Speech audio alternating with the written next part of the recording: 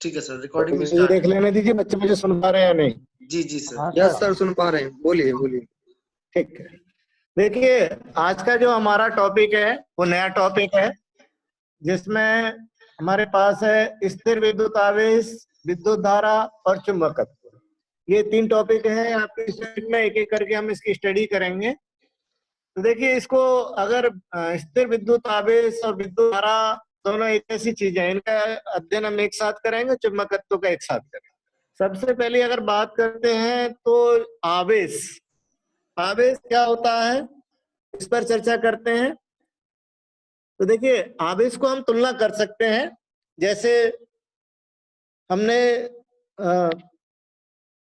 2 वस्तुएं रखी हैं और एक दूसरे से वो प्रतिकर्षण महसूस कर रही हैं या आकर्षण महसूस कर रही हैं, तो हम कहते हैं वह वस्तु आवेशित है। 2 वस्तुओं की जब तुलना करेंगे, उनका इंटरेक्शन कराएंगे और इंटरेक्शन कराने के बाद उनके मध्य में यदि आकर्षण या प्रतिकर्षण होता है तो हम कहेंगे वह वस्तु आवेशित है। अब इसमें जो वस्तु आवेशित होगी उसके अंतर्गत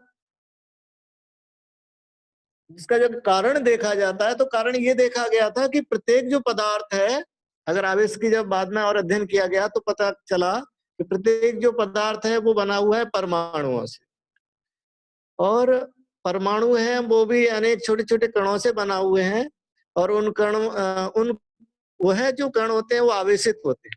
तो हमने कहा था कि जब वह कण एक स्थान से जब दूसरे स्थान पर चले जाते हैं तो वस्तु में आवेश आ जाता है। देखिए वस्तुएं बनी हुई है परमाणुओं से, परमाणुओं के अंदर पाए जाते हैं आवेशित कण। जब वह आवेशित कण एक परमाणु से दूसरे परमाणु पर चले जाते हैं तो वस्तु पर आवेश आ जाता है। और किस तरीके का आवेश आएगा, कौन सी क्रिया करनी पड़ेगी, वो हम देख लेते हैं आगे।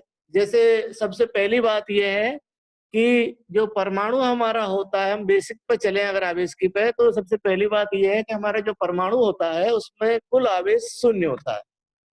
परमाणु पर कुल आवेश 0 होता है, और उसके पीछे कारण है कि उसमें नेगेटिव और जो पॉजिटिव पार्टिकल्स है उनकी संख्या बराबर होती है। जैसे हम कहते हैं कि इलेक्ट्रॉन और प्रोटॉन है उनकी संख्या बराबर होती है, इसीलिए परमाणु पर हमेशा कुल आवेश 0 होगा। यदि किसी परमाणु से नेगेटिव पार्ट निकल जाए, किसी परमाणु से यदि नेगेटिव पार्ट कम हो जाए यानी इलेक्ट्रॉन कम हो जाए तो उस पर पॉजिटिव पार्ट की अधिकता हो जाएगी।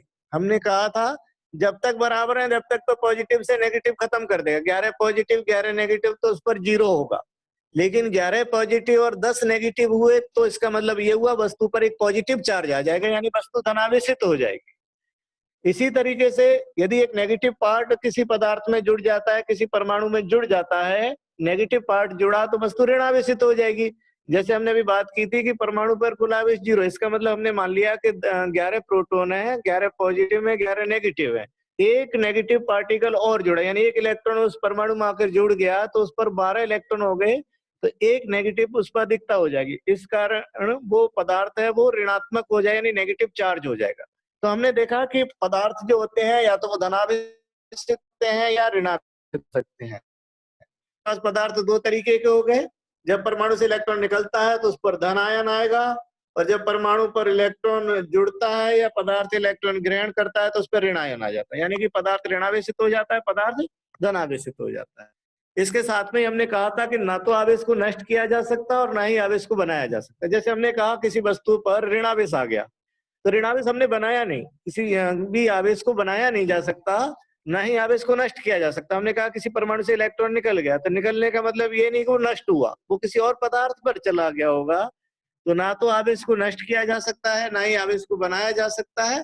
इसे हम आवेश संरक्षण का नियम कहते हैं, आवेश संरक्षण का नियम कहेंगे, जिसके अंतर्गत हम कह रहे हैं कि ना तो आवेश को बनाया जा सकता है और ना ही आवेश को नष्ट किया जा सकता। अब बात करते हैं हम लोग कि जब 2 पदार्थों के मध्य जैसे क्रिया कराते हैं, जैसे एक पदार्थ को दूसरे पदार्थ पे हम रगड़ते हैं तो वह पदार्थ आवेशित हो जाते हैं। जैसे हम लोग बात करते हैं कि आप लोगों ने देखा होगा कि जब बचपन में होते हैं, छोटे होते हैं हम लोग, तब सर पर ऐसे स्केल रगड़कर, और हम लोग क्या करते हैं स्केल रगड़ के ऐसे कागज के टुकड़ों को उससे पकड़ते हैं तो वो आकर्षित चिपक जाते हैं। वो किस कारण चिपके? क्योंकि वहां पर आवेश था, एक धनावेशित था और एक ऋणावेशित। तो पदार्थों के मध्य घर्षण करने पर भी पदार्थों में आवेश उत्पन्न किया जा सकता है। घर्षण करने पर पदार्थों में आवेश उत्पन्न किया जाता है, क्योंकि घर्षण से जो ऊर्जा मिलती है उस ऊर्जा से इलेक्ट्रॉन मुक्त हो जाते हैं और दूसरे पदार्थ पर चले जाते हैं। आपके सामने यह एक टेबल है जिसे ट्राइबो इलेक्ट्रिक सीरीज कहते हैं। ट्राइबो इलेक्ट्रिक सीरीज ये आप लोगों के सामने शायद नहीं होगी, कुछ लोगों ने देखी होगी।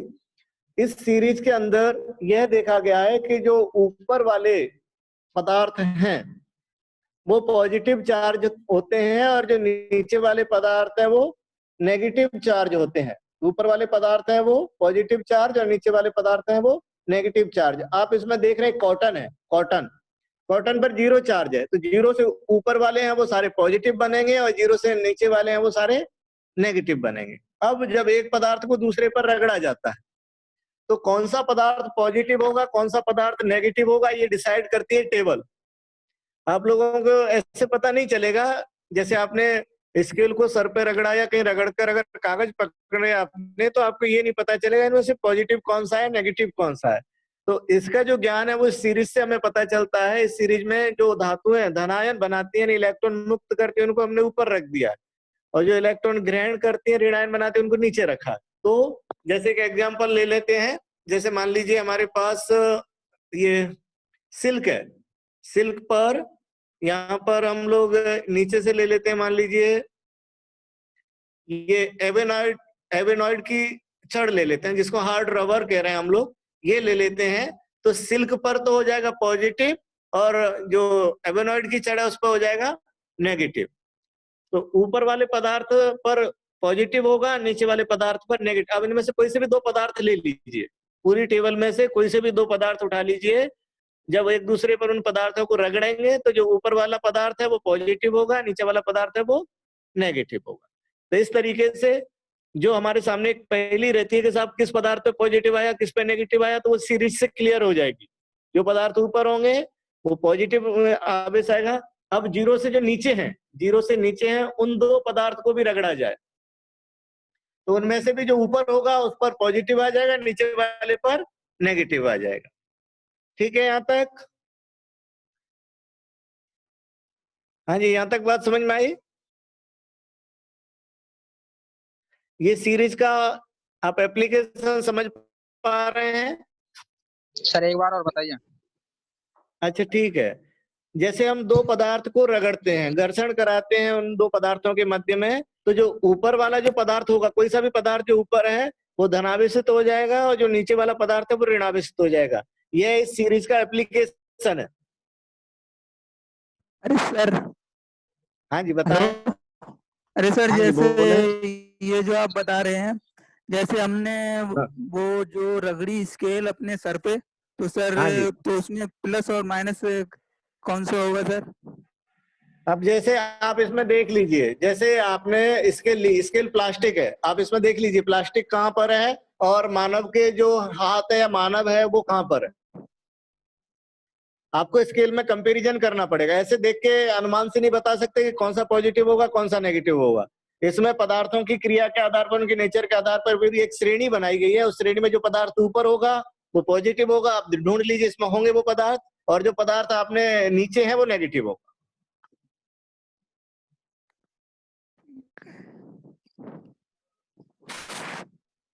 सर एक बार बता दो ये सर कौन कौन से पदार्थ हैं? सर आप एग्जाम्पल लेके सर इससे इसी टेबल से समझा दो आप सर।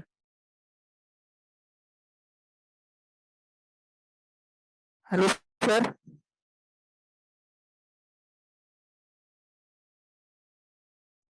हेलो। हाँ जी आवाज आ रही है? हाँ सर सर। मैं ये कह रहा हूँ इस टेबल से सर आप एक एग्जाम्पल लेकर समझा दो सर। अच्छा ठीक है।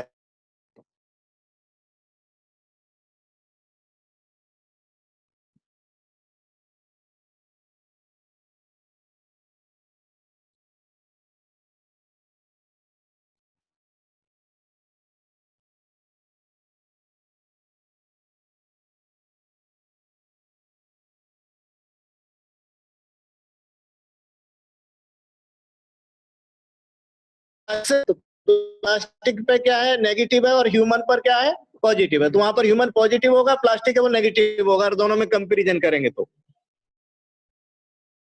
क्लियर। ठीक है, ठीक है।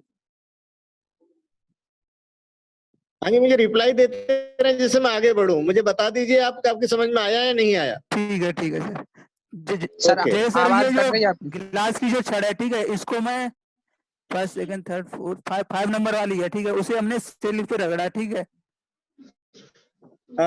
5 नंबर मतलब इस वाली टेबल में या इधर वाली में? प्लस वाली टेबल में। प्लस वाली में 5 नंबर ऊपर से। ग्लास को मैंने रगड़ा इस पे सर, सिल्क पे।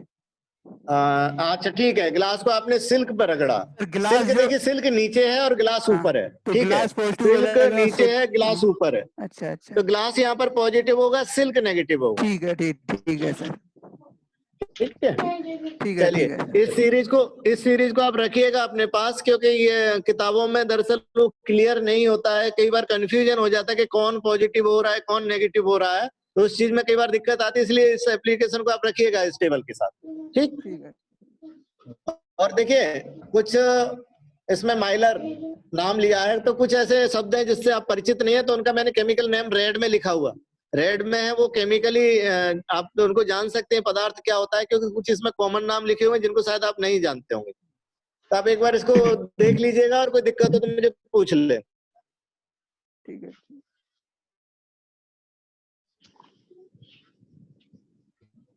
उसके बाद नेक्स्ट है,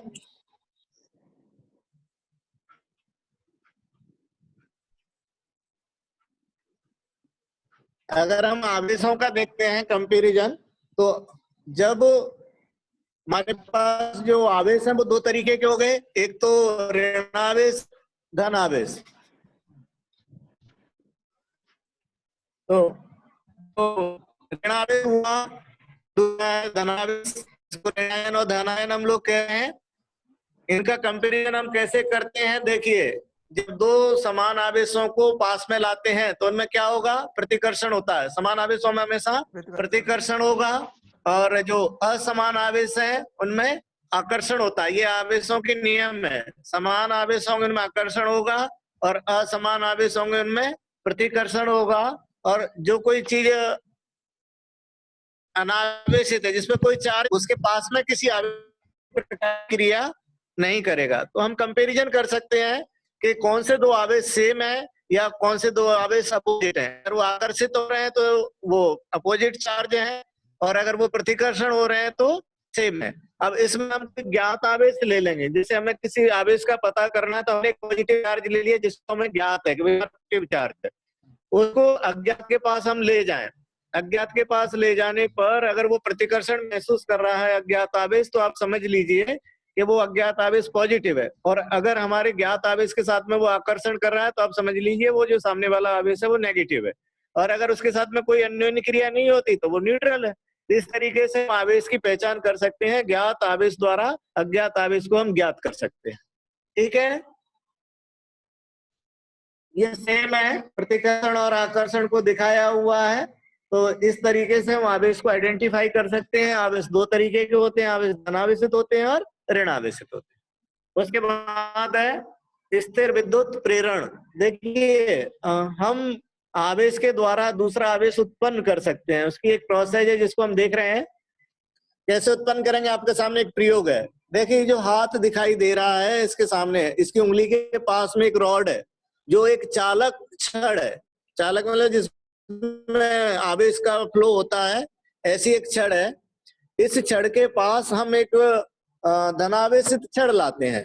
हमारे पास एक चार्ज रॉड है, उसको इसके पास लाते हैं। जब पास लाएंगे तो क्या होगा कि जो हमारे पास जो छड़ आवेशित नहीं है, जिस पर किसी प्रकार का आवेशित नहीं है, उसमें से जो नेगेटिव पार्ट होंगे उसको ये धनावेशित छड़ अपनी तरफ खींच लेगी।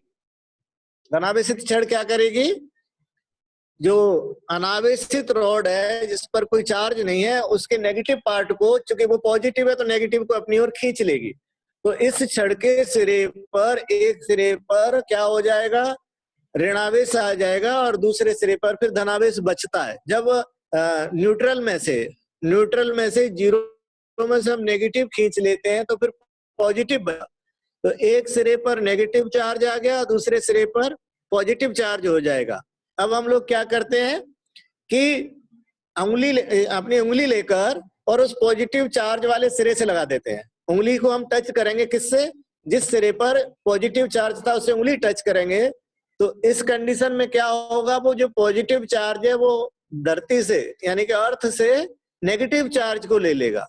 जब नेगेटिव चार्ज को लेगा तो क्या हो जाएगा, वो न्यूट्रल हो जाएगा। पॉजिटिव वाला जो सिरा था वो न्यूट्रल हो जाएगा और जो नेगेटिव वाला जो चार्ज है वो पूरी रॉड में फैल जाता है। तो इस तरीके से हमने धनावेश सहायता से ऋणावेशित छड़ का निर्माण कर लिया।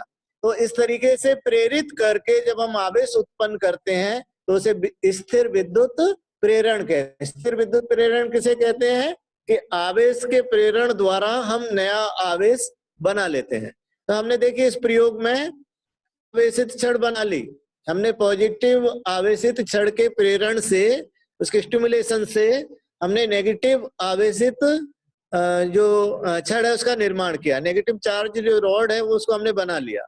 यहाँ तक की बात समझ लीजिए, बता दीजिए। सर एक माइक बार और ऑन करके बता। मुझे रिप्लाई दे दिया करें। सर देखिए एक बार और। हमने ओके ये स्टैंड है, स्टैंड पे हमने एक रॉड लगा दी है। स्टैंड पे एक रॉड लगा दी है जिस पर कोई आवेश नहीं। जो एक तिरछी छड़ रखी है वो अनावेशित है। सर आवाज कट जाती है आपकी।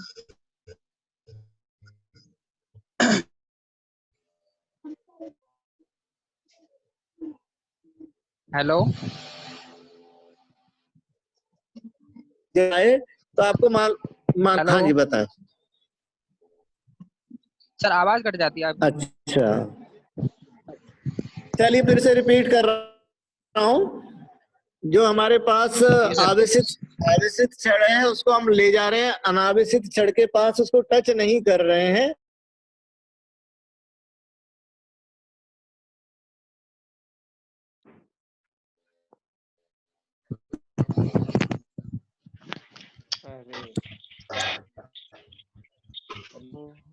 आवाज नहीं आ रही।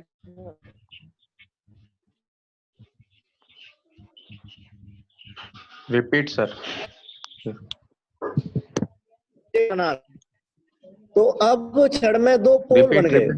छड़ में दो पोल बन गए, एक पोल ऋणावेशित हो गया, एक सिरा ऋणावेशित हो गया, दूसरा सिरा धनावेशित हो गया। यहाँ तक की बात समझ में आई?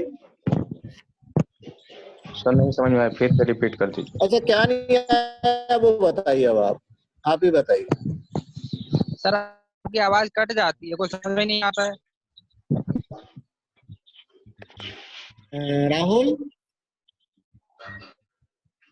राहुल सुन रहे हो? जी सर। हेलो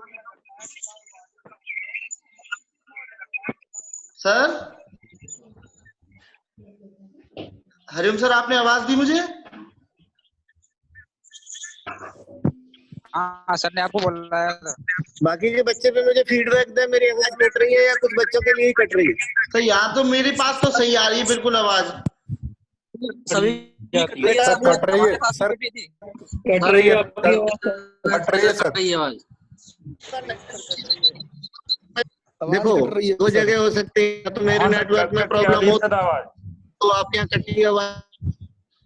अभी भी कट गई सर। अभी की कट रही है सर। कट रही है सर। इसी क्लास में ऐसा हो रहा है, लास्ट क्लास में ऐसा नहीं हुआ था, आवाज जब कट रही है। अरे लास्ट क्लास में मैं तो अब ऑटोमेटिकली डिस्कनेक्ट है उनके से। वो तो नेटवर्क चले गए। इधर तो बहुत ज्यादा करती है, स्टार्ट करते हैं अरे आवाज कट बताइए आवाज आ रही है? हाँ आ रही है सर। आवाज आ रही है? आ रही है? हाँ सर आ रही है। Yes sir. ठीक है सही आ रही है सर। चलिए फिर से रिपीट करते हैं।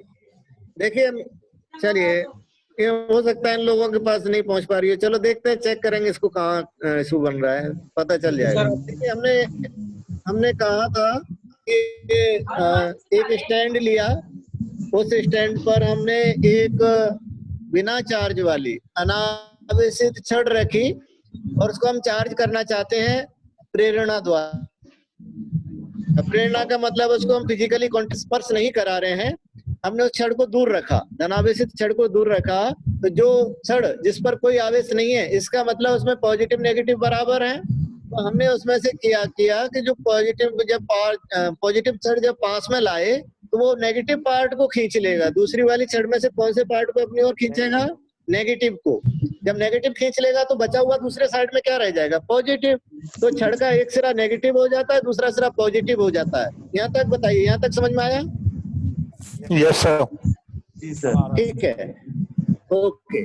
अब हमने क्या किया कि जो पॉजिटिव सिरा है उसको हमने उंगली से टच कर दिया, जो पॉजिटिव वाला सिरा है उसको उंगली से टच किया, तो वो क्या करेगा, जमीन से जो पृथ्वी है उससे इलेक्ट्रॉनों को अपनी ओर खींच लेगा। तो हमारे हाथ के थ्रू, हमारे शरीर के थ्रू वो जो जमीन वाले अर्थ के जो इलेक्ट्रॉन थे वो पॉजिटिव सिरे पर आ गए। जब पॉजिटिव सिरे पर इलेक्ट्रॉन मिल गए तो वो वापस से न्यूट्रल हो जाएगा, यानी जो पॉजिटिव सिरा था वो हो गया 0। अब हमने क्या किया, रॉड को हटा दिया, इधर वाली जो रॉड लगाई थी पॉजिटिव जो उसके पास में लाई तो उसको हटा दिया। अब वो जो नेगेटिव चार्ज है पूरी रॉड में फैल जाएगा। ठीक, इस तरह से जो रॉड अनावेशित थी वो नेगेटिव चार्ज हो गई। तो पॉजिटिव रॉड की सहायता से बिना टच किए हमने नेगेटिव रॉड को, उदासीन रॉड को, अनावेशित रॉड को नेगेटिव कर दिया। इसे कहते हैं स्थिर विद्युत प्रेरण। प्रेरणा द्वारा हमने क्या किया है, स्थिर विद्युत आवेश। स्थिर इसलिए कह रहे हैं क्योंकि गतिशील नहीं है, वो रॉड में ही स्थिर है, इसीलिए इसको स्थिर विद्युत आवेश कहते हैं। अगर ये आवेश मूवमेंट में होता तो फिर कुछ और कहते हैं, इसको गतिशील आवेश कहते हैं, जिसे धारा कहते हैं, विद्युत धारा, करंट होता फिर ये। तो स्थिर विद्युत आवेश का है, अपने स्थान पर स्थिर रहता है। तो हमने पॉजिटिव छड़ के प्रेरण द्वारा नेगेटिव छड़ का निर्माण किया है और इसी को हम स्थिर विद्युत प्रेरण कह रहे हैं। ठीक है यहाँ तक? ठीक है sir. Yes sir, yes sir. अब बेटा किसी को दिक्कत हो तो बताओ मुझे, किसी को अगर डाउट तो पूछ लो। अब नहीं सर। आवाज नहीं जाएगी तब तो समझ में आएगा ही नहीं बेटा, वो तो हम भी समझते हैं, जब आवाज ही नहीं पहुंच रही तो क्या सर। अब ठीक है, प्रॉपर चल रहा है, मैं आगे चलूं? यस सर, चलिए। ओके, उसके बाद नेक्स्ट है इसके अंदर, वो है आकाशीय विद्युत। देखिए आजकल जो आप मौसम देख रहे हैं वो ऐसा ही है, जिसमें जो आकाशीय बिजली गिरती है, गड़गड़ाहट होती है, चमक उत्पन्न होती है, ध्वनि आती है, तो ये सब आकाशीय विद्युत के कारण होता है।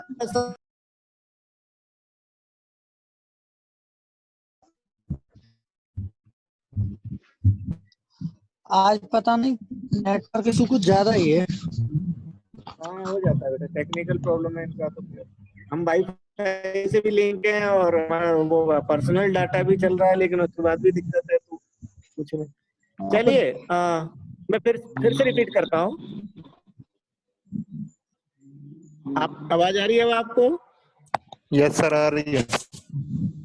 ठीक है, तो देखिए जैसे मैंने कहा था, बादल क्या होते हैं। अगर बादलों के बारे में हम विचार करें तो बादल होते हैं जल के मॉलिक्यूल्स हैं, वाटर के मॉलिक्यूल्स हैं, H2 है, और वो वाष्प अवस्था में गतिशील होते हैं, इसी को बादल कहते हैं। अब ये जो जल के अणु हैं ये आवेशित हो जाते हैं, और जब समान आवेशित वाले जल के अणुओं का समूह जब आपस में एक दूसरे से टकराता है तो क्या होगा, विद्युत विसर्जन होगा, उसमें से जो बिजली का उत्सर्जन होगा, और वही बिजली की मात्रा जब अधिक हो जाती है तो जमीन तक आ जाती है, जिसको हम आकाशीय विद्युत कहते हैं।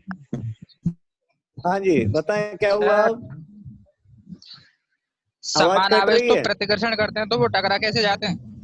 वो टकरा, समान आवेश एक दूसरे को प्रतिकर्षण करते हैं तो वो टकरा, हाँ टकराते इसीलिए हैं क्योंकि जब हवा होती है, हवा के कारण ही बादल गतिशील होते हैं। और गतिशील एक चलता हुआ बादल अचानक वो प्रतिकर्षण तो करेगा, लेकिन चूंकि हवा का फोर्स लग रहा है तो टकरा जाएगा। देखिए हम लोग क्या करते हैं कि जैसे दो फेज हैं, दो फेज तार ले लीजिए आप लोग। अब चूंकि वो दोनों फेज हैं तो एक दूसरे को रिपल्स करेंगे, लेकिन फिर भी हम हाथ से उसको टच करेंगे तो उसमें से बिजली निकलती है। तो जो प्रतिकर्षण बल लग रहा है उससे ज्यादा फोर्स लगता है हवा के द्वारा, तो हवा के फोर्स के कारण वो एक दूसरे से संपर्क में आ जाते हैं, टच हो जाते हैं। जब समान टच होंगे तो उसमें से स्पार्किंग होगी, और वही स्पार्किंग की मात्रा जब बहुत ज्यादा हो जाती है तो पृथ्वी तक पहुंच जाता है, जिसे आकाशीय विद्युत कह रहे हैं। ठीक है सर। और यदि पॉजिटिव और नेगेटिव चार्ज वाले, अगर बादल मतलब जल के मॉलिक्यूल्स का जो ग्रुप है वो अगर पॉजिटिव नेगेटिव आपस में टकराए तो फिर बारिश होगी। वो आपस में एक दूसरे से चिपक जाते हैं, संघनित हो जाते हैं, पास पास आ जाते हैं, और जब जल के मॉलिक्यूल्स पास पास आ जाते हैं तो वो बूंद का रूप धारण कर लेते हैं और बारिश होने लगती है। आप लोगों ने कहावत सुनी है, गरजने वाले बादल बरसते नहीं है, सुना है? यस सर, सुनिए। तो इसीलिए नहीं बरसते क्योंकि गरज रहे हैं, इसका मतलब उनमें प्रतिकर्षण है, स्पार्किंग हो रही है। जब स्पार्किंग होगी, प्रतिकर्षण होगा, तो उसमें पानी नहीं बनेगा। और जब वो गरजते नहीं है, इसका मतलब पॉजिटिव नेगेटिव मिल रहे हैं, तो वहां पर बारिश अधिक हो जाती है। तो कई बार जब बहुत गड़गड़ाहट होती है तब उतनी बारिश नहीं होती, कई बार साइलेंट बारिश ज्यादा हो जाती है। उसका कारण होता है कि वहां पर पॉजिटिव नेगेटिव जो बादल हैं वो ज्यादा मिले हुए हैं, जो बारिश का रूप बन जाते हैं। और जब समान आवेश आपस में मिलेंगे तो जो स्पार्किंग होगी, स्पार्किंग क्या होती है? बिजली की मात्रा होती है। आपने देखा होगा कई बार चमक उत्पन्न होती है, आपको केवल आकाश के अंदर केवल चमक दिखाई देगी। वो चमक क्या होती है? बिजली होती है, करंट होता है वो, लेकिन जमीन तक नहीं आ पाता। आपने देखा होगा कि लंबी सी लाइन बनती है, तो वो वायुमंडल के अंदर जब वो नीचे की तरफ आती है तो वहीं पर उसकी मात्रा चूंकि कम होती है तो खत्म हो जाती है, वायुमंडल के अंदर ही घर्षण के कारण उसकी मात्रा कम हो जाती है। और जब वो बहुत ज्यादा बनती है तो वायुमंडल में कुछ मात्रा उसकी खत्म होती है, लेकिन बची हुई मात्रा जमीन तक आ जाती है, जिसको बिजली गिरना कहते हैं। ठीक है यहाँ तक? सर नेगेटिव नेगेटिव टकरा जाए तो भी बेटा वही होगा जो पॉजिटिव पॉजिटिव के साथ हो रहा है, समावेश में स्पार्किंग होगी। ओके, ठीक है जी। तो इस तरीके से तो ये जो आकाशीय विद्युत होती है ये इस तरीके से जमीन तक आ जाती है, और उसके काफी नुकसान हमने देखे हैं। बड़ी बड़ी जो इमारतें होती हैं वो ऊर्जा के कारण फट जाती हैं, पेड़ पौधे ध्वस्त हो जाते हैं। तो इसी के लिए एक वैज्ञानिक थे जिन्होंने एक प्रयास किया, देखा होगा, तड़ित चालक, नाम सुना है? तड़ित चालक। कई जो ऊंची ऊंची बिल्डिंग होती है उसमें एक त्रिशूल जैसा लगा होता है, आपने देखा? जी सर। ऊपर जाके चोटी पर मंदिर है या बड़ी बड़ी बिल्डिंग, उस पे एक त्रिशूल सा लगा देते हैं, वही तड़ित चालक है। दरअसल वो क्या काम करता है? वो जो त्रिशूल सा होता है, जैसे बिजली गिरी तो उसमें से एक तार लेकर जमीन तक पहुंचा देते हैं, जमीन में अर्थिंग से जोड़ दे।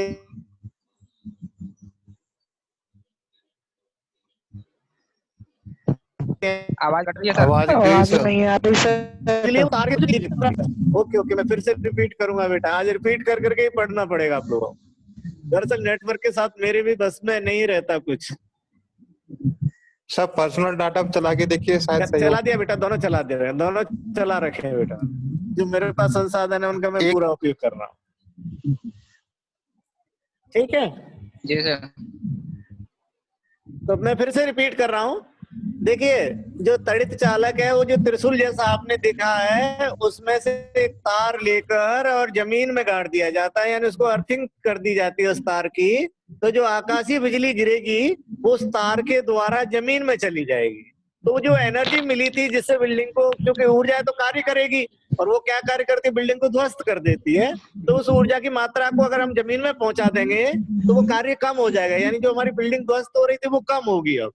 तो इस तरह से आकाशीय विद्युत द्वारा हम हमारी इमारतें उनको हम बचा सकते हैं। ऐसे जो डिवाइस बनाई थी उसको तड़ित चालक कहा था, और ये बनाई थी बेंजामिन फ्रैंकलिन ने। जो वैज्ञानिक थे, तड़ित चालक का कॉन्सेप्ट जिन्होंने दिया था वो थे बेंजामिन फ्रैंकलिन। इन्होंने कहा था कि आकाशीय बिजली के प्रभाव को इस तरीके से कम किया जा सकता है। तो ये हमारे पास 3 टॉपिक है: स्थिर विद्युत प्रेरण, आकाशीय विद्युत और तड़ित चालक। ये तीनों कि आप लोगों को नहीं आए तो मुझे पूछ लो सवाल। सर समझ में आ गया। सर मैं एक चीज पूछ रहा था। हाँ पूछो बेटा। सर जो आकाशीय बिजली होती है उसकी कितनी वोल्टेज होती है लगभग?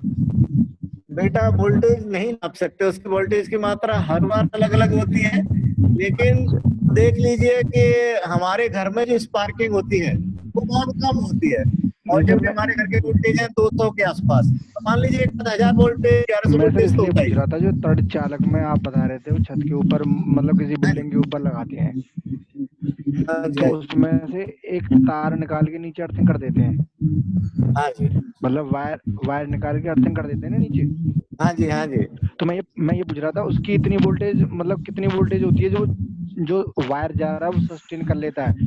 बस सर मैंने बेटा वो जो वायर मतलब हो सकता है वायर जो लगाया जाता है वो मैंने सिंबॉलिक, हाँ समझ गया, आपकी बात समझ गया। तो यहाँ पर वायर लगाया वो सिंबॉलिक है। वायर का मतलब इलेक्ट्रिक को ले जाने वाला कोई एक चालक पदार्थ। दरअसल वो प्लेट ही लगा दी जाती है पूरी की पूरी, वो प्लेट, वो जो आपने ऊपर त्रिशूल देखा उसमें से पूरी की पूरी प्लेट लगाई जाती है जो हैवी लोड को भी आसानी से जमीन तक पहुंचा सकती है। Okay sir, okay. ठीक। और हर बार जब भी बिजली गिरेगी उसमें मात्रा अलग अलग होगी, क्योंकि कितना बड़ा बादल है ये हम यहाँ से अनुमान नहीं लगा सकते। लेकिन वहां पर लोड के लिए जो ये वो बनाने वाले भी समझते हैं कि लोड कितना भी हो सकता है, तो वहां पर हैवी लगाया जाता है। Okay sir. और वो पूरी की पूरी प्लेट ही लगा दी जाती है, कॉपर की पत्ती मोटी वाली, या फिर जो भी जिंक है, तांबा जो भी है, उसकी प्लेट सीधी की सीधी जमीन में लोहा भी ले सकते हैं, उसको लगा दिया जाता है। ठीक है सर, ठीक है। चलिए आगे चले बेटा। सर किसी का माइक ऑन है और उससे प्रॉब्लम हो रही है, आवाज सुनाई नहीं दे रही। हाँ सर, बफरिंग हो रही है बहुत।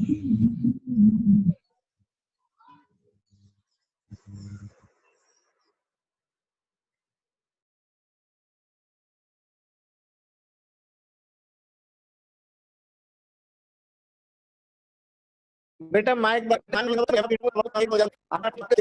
ठीक है जी। उसके बाद है कूलाम का नियम। तो देखिए कूलाम का नियम यह था कि जब दो आवेश एक दूसरे से अंतर क्रिया करते हैं, एक दूसरे के संपर्क में आते हैं, तो उनके मध्य में एक बल लगता है। वो बल आकर्षण बल भी होता है और प्रतिकर्षण बल भी होता है।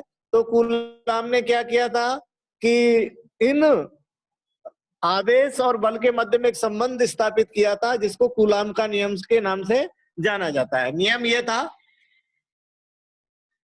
कि दो आवेशों का गुणनफल और आवेशों के मध्य दूरी का जो अनुपात है वह समानुपाती हो जाता है लगाए गए बल के। यानी कि आवेश की मात्रा जितनी ज्यादा होगी, चाहे वो Q1 आवेश की मात्रा बढ़ा दो या Q2 की बढ़ा दो या दोनों की बढ़ा दो, जब आप आवेश की मात्रा बढ़ा देंगे तो उनके मध्य में लगने वाले बल की मात्रा अधिक होगी। पहली बात ये थी। समानुपाती होता है बल के, आवेश की जो मात्रा है वो समानुपाती होती है बल के।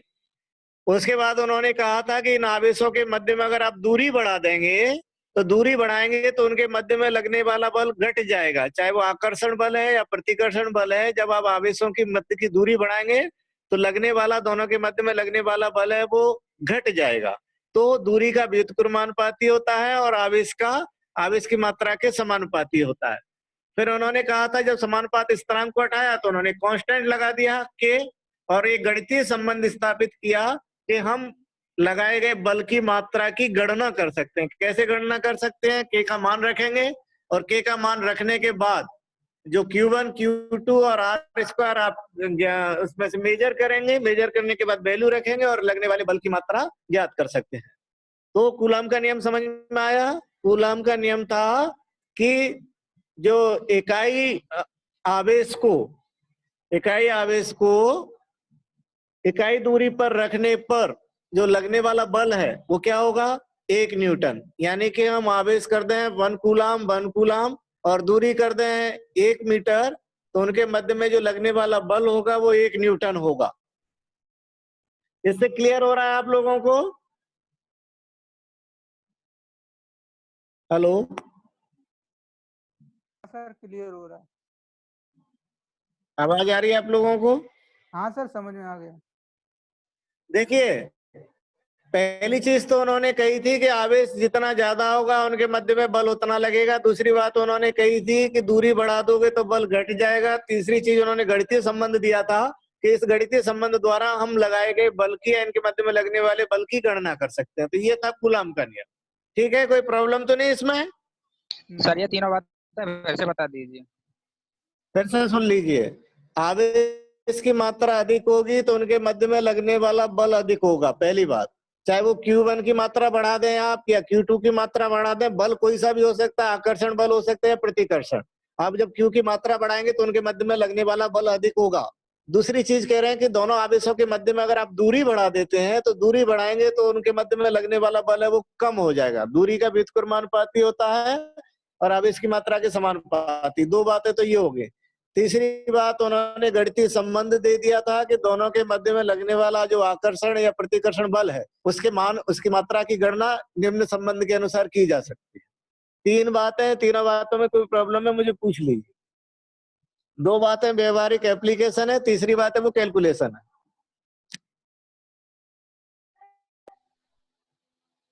हाँ जी बताएं, आगे चलें। ठीक है सर, चलो। ओके, उसके बाद है विद्युत क्षेत्र। देखिए क्या होता है विद्युत क्षेत्र।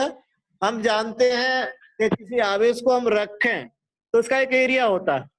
आवेश को हम रखेंगे उसका एक एरिया होता है। जैसे हम देखते हैं हमारी गलियों में जानवर होते हैं, कुत्ते होते हैं, उनका अपना एक एरिया होता है। उस एरिया में जैसे ही कोई दूसरा आएगा तो क्या करता है, वो क्रिया करने लग जाता है। अपने एरिया के अंदर जैसे ही किसी ने कदम रखा तो वो क्रिया करने लगता है। ऐसे ही सेम आपने एक आवेश रख दिया, मान लीजिए ए आवेश रख दिया किसी स्थान पर, आप दूसरा आवेश लेके आए तो जब तक उसका एरिया स्टार्ट नहीं होगा तब तक वो कुछ भी नहीं कहेगा। और जैसे ही उसका एरिया स्टार्ट हो जाएगा या तो उससे आकर्षण करेगा या उसे प्रतिकर्षण करेगा। तो उस आवेश का जो एरिया है, उस आवेश का जो क्षेत्र है उसे विद्युत क्षेत्र कहते हैं। डेफिनेशन है, आवेश के चारों ओर वह क्षेत्र जिसमें कोई आवेश आकर्षण या प्रतिकर्षण महसूस करता है। सिंपल डेफिनेशन है, आवेश का वह क्षेत्र जिसमें कोई दूसरा आवेश प्रतिकर्षण या आकर्षण महसूस कर रहा है तो वह उस आवेश का विद्युत क्षेत्र कहलाएगा। हाँ जी, बात समझ में आई क्या? रिप्लाई दिया करें आप मुझे, क्योंकि मुझे पता नहीं चलता आवाज का इशू चल रहा है। ऐसा ना मैं चलता रहूं और आप लोग कुछ सुने ही ना। सर इस जो आवेश की कुछ सीमा होती है क्या? हर आवेश की अपनी अपनी सीमाएं होती हैं। हर एक आवेश की सीमा है, उसी सीमा को तो हम क्षेत्र कह रहे हैं। हाँ। लेकिन जब आवेश ज्यादा है तो सीमा ज्यादा होगी, आवेश की मात्रा कम है तो सीमा कम होगी। हम सीमा को ही कह रहे हैं। अगर बड़ा कोई डॉगी होता है उसकी सीमा ज्यादा होती है, वो जब बड़ा एरिया कवर कर लेता है, और छोटा सा होगा अपने घर तक ही सीमित रहेगा। सेम है, सेम मान लीजिए। इसी तरह से सीमा को ही हम उसका क्षेत्र कह रहे हैं। यस, ठीक है जी। और कोई सवाल? आगे चलें। चलो जी सर। उसके बाद नेक्स्ट है विद्युत क्षेत्र की तीव्रता। अब विद्युत क्षेत्र तो हमारे पास हो गया। विद्युत क्षेत्र तो हमें समझ में आ गया कि वो एरिया है जहां तक उसका प्रभाव है, उसको तो हमने विद्युत क्षेत्र कह दिया। अब इस विद्युत क्षेत्र की इंटेंसिटी, इसकी तीव्रता क्या होती है? तो देखिए हम क्या करेंगे, कोई आवेश लाकर और उस क्षेत्र में लाके रख दिया। हमने कोई आवेश लाए उस क्षेत्र में रख दिया तो वो तो या तो आकर्षण करेगा या प्रतिकर्षण करेगा। यही जो लगने वाला बल है, जितना बल लगेगा वह उस क्षेत्र की तीव्रता कहलाएगी। हम तो ले आए आवेश को, भैया तू आकर्षण कर या प्रतिकर्षण कर, हमने धक्का मार के आवेश इसके एरिया में घुसा दिया। अब जब आवेश इसके एरिया में आ गया, इसके क्षेत्र में आ गया, तो या तो ये उसे आकर्षित करेगा या उसे ये प्रतिकर्षित करेगा। यही जो लगने वाला बल है ये क्या कहलाता है? विद्युत क्षेत्र की तीव्रता कहलाता है। समझ में आया? ये बल है। विद्युत क्षेत्र की तीव्रता क्या है? बल है, लगने वाला बल है वो विद्युत क्षेत्र की तीव्रता है। क्लियर हुआ? हाँ जी बताएं। जी सर। आगे चलें। Yes sir. अब इसकी और एक डेफिनेशन हम इस सूत्र से बना सकते हैं कि इकाई आवेश को विद्युत क्षेत्र में लाने के लिए लगने वाला बल क्या कहलाता है? विद्युत क्षेत्र की तीव्रता। मात्रक इसका न्यूटन प्रति कूलम, क्योंकि इकाई आवेश को ला रहे हैं ना, तो इकाई आवेश को विद्युत क्षेत्र में रखने पर आवेश पर लगने वाला बल क्या कहलाएगा? विद्युत क्षेत्र की तीव्रता। और मात्रक होगा न्यूटन प्रति कूलम। ठीक है जी? जी सर। ओके बेटा, आगे चल रहे हैं हम नेक्स्ट टॉपिक पे। देखिए हमने क्या क्या देखा इस पर, इस स्लाइड में। कूलाम का नियम देखा, विद्युत क्षेत्र देखा, विद्युत क्षेत्र की तीव्रता देखी। इसमें हमने 3 टॉपिक देख लिए। इससे पहले भी हमने स्लाइड में 3 टॉपिक देखे थे, इसमें भी हमने 3 टॉपिक देख लिए।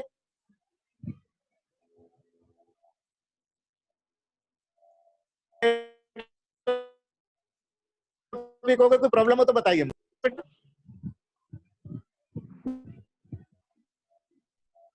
आप लोग मुझे फीडबैक देता रहा करो भाई, जिससे आवाज कट रही सर। मुझे पता रहेगा हाँ चल रहा है कुछ। अब आवाज आ रही बेटा आपको? जी सर। आ रही है सर। अच्छा, नेक्स्ट टॉपिक पे चलें, अब आगे चलें। जी सर। ओके, उसके बाद नेक्स्ट है वो है विद्युत विभव और विभवांतर भी इसी में पढ़ेंगे। विद्युत विभव, इलेक्ट्रिक पोटेंशियल और इलेक्ट्रिक पोटेंशियल डिफरेंस, दोनों को यही क्लियर करेंगे। तो पहले हम देख लेते हैं इलेक्ट्रिक पोटेंशियल डिफरेंस, उसके बाद देखते हैं इलेक्ट्रिक पोटेंशियल। ठीक, तो देखिए डिफरेंस क्या है। आप लोगों के सामने ये डायग्राम है, यहाँ पर एक आवेश है Q प्लस Q और एक है प्लस Q जीरो। एक तो प्लस Q है और एक प्लस Q जीरो है। तो हम क्या कर रहे हैं, प्लस Q आवेश को बिंदु B से बिंदु A तक ले जा रहे हैं। प्लस Q आवेश को बिंदु B से बिंदु A तक ले जा रहे हैं और दोनों ही पॉजिटिव है, तो प्रतिकर्षण बल कार्य करेगा। दोनों ही पॉजिटिव है ना, जो जीरो वाला भी पॉजिटिव है और जो रखा है वो भी पॉजिटिव है। और यहाँ पर इसकी रेंज स्टार्ट हो चुकी है, यानी कि विद्युत क्षेत्र के अंदर हम चल रहे हैं। तो जब विद्युत क्षेत्र के अंतर्गत हम किसी आवेश को बिंदु B से A तक ले जा रहे हैं, तो बिंदु B से A तक ले जा रहे हैं तो हमें कार्य करना पड़ेगा भाई। प्रतिकर्षण बल को हमें प्रतिकर्षण बल का सामना करना पड़ रहा है और हम आवेश को उसी डायरेक्शन में ले जा रहे हैं जहां से हमारे ऊपर बल लग रहा है। तो आवेश को ले जाने में हमें कार्य करना पड़ेगा और इसी कार्य की मात्रा को हम विद्युत विभवांतर कहते हैं। विभवांतर इसीलिए कह रहे हैं क्योंकि दो बिंदुओं के बीच में जो कार्य का अंतर है वो निकालेंगे। जो कार्य करना पड़ रहा है वो क्या हो जाएगा, हमारा विभवांतर। तो हमने मान लिया ये बिंदु A पर जो था विभव वो था VA और बिंदु B पर होता विभव वो था VB। इन दोनों का जो डिफरेंस है वो किसके बराबर है, किए गए कार्य के बराबर है। किस कार्य के, इकाई आवेश को हम बिंदु B से A तक ले गए, बिंदु B से A तक ले गए। तो बिंदु B से A तक ले जाने में जो हमने कार्य किया है, इकाई आवेश को बिंदु B से A तक ले जाने में जो कार्य किया है, उसी कार्य को हम क्या कह रहे हैं, विभवांतर कह रहे हैं और इसका मात्रक है वोल्ट। ठीक है जी, समझ में आ रहा है कुछ? एक बार और बता दो सर। देखिए हमारे पास ये प्लस Q आवेश रखा हुआ है और जहां पर हमने प्लस Q जीरो आवेश रख रखा है वो उसका विद्युत क्षेत्र है। यानी हम विद्युत क्षेत्र से बाहर की बात नहीं कर रहे, हम विद्युत क्षेत्र के अंदर की बात कर रहे हैं। तो विद्युत क्षेत्र के अंदर जब हम आवेश को, पॉजिटिव आवेश को बिंदु B से A तक ले जा रहे हैं तो उसमें हमें कार्य करना पड़ेगा। कार्य वाली बात से आप लोग सहमत है या नहीं, मुझे पहले ये बताइए तब मैं उससे समझाऊं। हमें कार्य करना पड़ेगा, इस बात से आप सहमत है या नहीं? जी सर। भाई हमारे ऊपर धक्का लग रहा है और हम फिर भी उसी दिशा में जा रहे हैं तो हमें कार्य करना पड़ेगा। तो जितना कार्य हम करेंगे उसी कार्य की जो मात्रा है वो विभवांतर कहलाती है। ठीक है जी सर। कोई प्रॉब्लम तो नहीं, आगे चलो मैं। विभवांतर आपको क्लियर हुआ? जी सर। बिंदु A का विभव माइनस बिंदु B का विभव, इन दोनों का जो अंतर है वो विभवांतर है। वो किसके बराबर है, वह बराबर है किए गए कार्य के बराबर। किस पर कार्य किया, इकाई आवेश को बिंदु B से A तक ले जाने में जो कार्य किया उसके बराबर होता है विभवांतर। और विभवांतर कौन सा, A और B के बीच का जो विभव का अंतर है वही विभवांतर है। बिंदु A का विभव, बिंदु B का विभव, इन दोनों का अंतर ले लो तो क्या हो गया, विभवांतर। बिंदु A का विभव, बिंदु B का विभव, इन दोनों का अंतर, विभव में अंतर, विभवांतर। तो ये विभवांतर है वो किसके बराबर है, Q आवेश को, जो इकाई माना है हमने, Q आवेश को बिंदु B से A तक ले जाने में जो कार्य किया वह विभवांतर होगा। ठीक है, आगे चले। ठीक है जी सर। जी सर। अब मान लीजिए बिंदु, मान लो ऐसा बिंदु B अनंत पर है। अनंत का मतलब बहुत दूर है वो, और वहां से हम किसी आवेश को ला रहे हैं तो हम देख रहे हैं कि चूंकि वो अनंत का मतलब विद्युत क्षेत्र से बाहर हो गया, बाहर हो गया तो B सिरे पर जो विभव था, आवाज नहीं आ रही सर? आवाज गई सर। आवाज नहीं आ रही।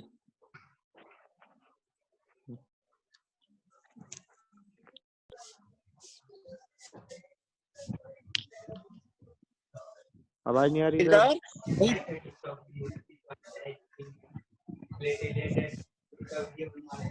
जो विद्युत क्षेत्र के अंदर बिंदु ए है वो कार्य करना पड़ेगा। अनंत से आवेश को जब बिंदु ए तक लाते हैं तो उसे कहते हैं विद्युत विभव। ठीक है सर।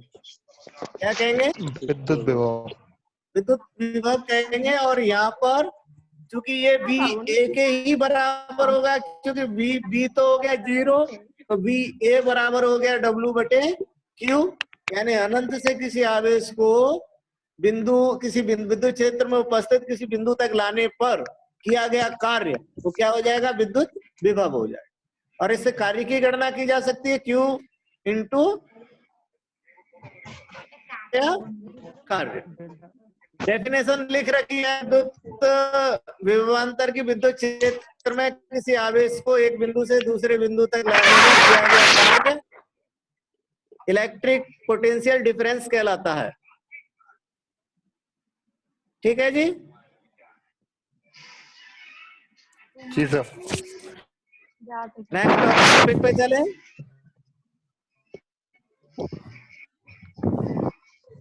नेक्स्ट टॉपिक पे चले। चलिए। ओके सर कितनी और चलेगी ये क्लास? बेटा जब तक तुम चाहोगे तब तक चला लेंगे, हमें किसकी परमिशन की जरूरत है। आप नहीं, लोगों का नेटवर्क मन ज्यादा जब तक